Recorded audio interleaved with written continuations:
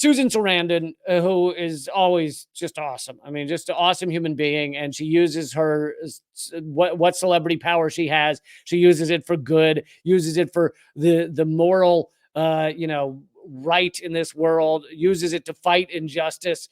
And I don't know her well. I had lunch with her once, and we were at a couple of protests together, but wonderful human being.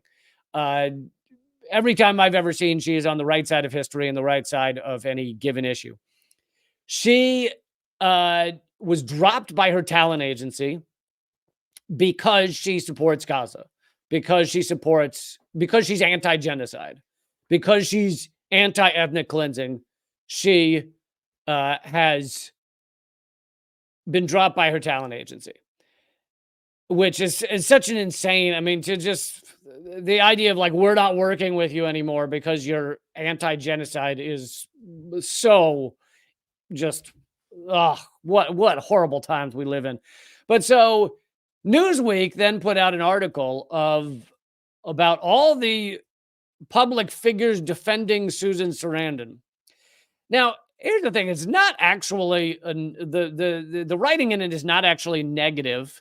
They're not calling us all horrible traitors, but I think there's two possibilities. The only reason you really write an article like this is in order to try and get others, those of us who support her, to have ramifications, guilt by association, in order to get, I don't have a talent agency, but they don't know that. So in order to get me dropped by my agent or manager, again, none of which I have, but they don't know that.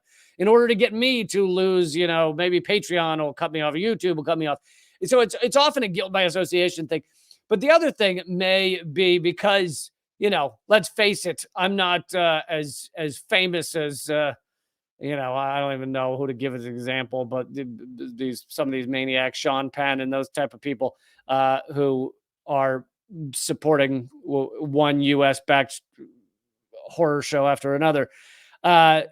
Because I'm not some huge name, it's possible that they wrote this article in order to say, look, these are not very well-known people who support Susan Sarandon. Ha, ha, ha.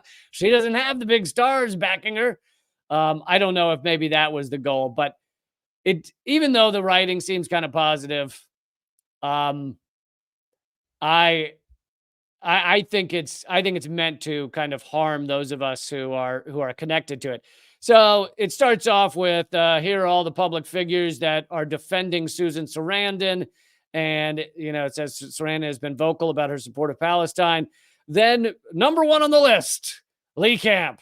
Camp is a comedian, writer, podcaster, news journalist, and commentator. Both he and Sarandon attended a rally against the Dakota Access Pipeline in 2016. Guilt by association. They know each other.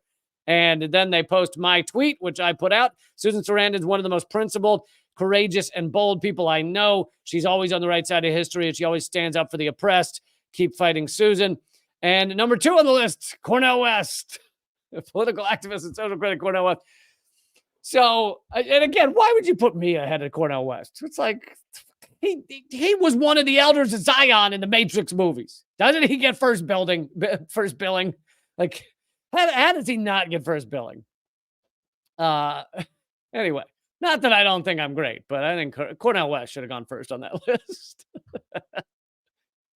But so there I am getting, again, attacked might be a strong word because nothing they say is negative, but I don't think you put out an article like this unless you're trying to harm those of us by our connection to Susan Sarandon.